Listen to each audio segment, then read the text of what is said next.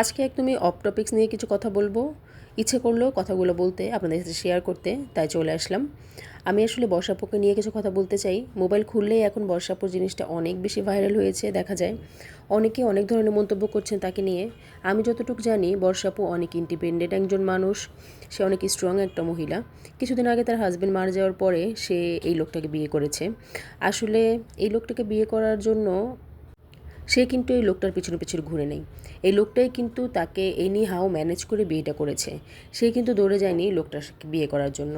কিভাবে তাদের বিয়ে হয়েছে এই লোকটা কিন্তু সব কিছুই সবার সামনে বলেছে। এর আগে ভিডিওগুলো আপনারা দেখেছেন ওনার। বাট আমার কথা হচ্ছে অনেকেরকে দেখছি বর্ষাপুকে নিয়ে নানা ধরনের মন্তব্য করছে, সে নাকি টাকার জন্য বিয়ে করেছে, সে জেনে শুনে বিয়ে করেছে। আসলে বর্ষাপু টাকার জন্য কেন বিয়ে করবে সেটা একবার আপনারা চিন্তা করেন। আপনারা এইসব কথাগুলো কিভাবে বলেন? বর্ষাপুর থেকে কি ওই লোকটা টাকা বেশি?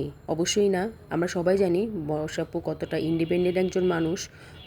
ওই লোকের টাকা দিয়ে সে চলে না, এটা আমরা খুব ভালো করে জানি। জানার পরেও আপনারা কেন এইসব টাইপের কমেন্টস করেন আমি বুঝি না। আর আমি কিন্তু ওনার অনেক বড় ফ্যান না, সবসময় ওনার ভিডিও দেখি না, বাট হ্যাঁ আমার সামনে যখনই ওনার ভিডিও আসে আমি দেখি। উনি একজন মা, ওনাকে সম্মান করা উচিত।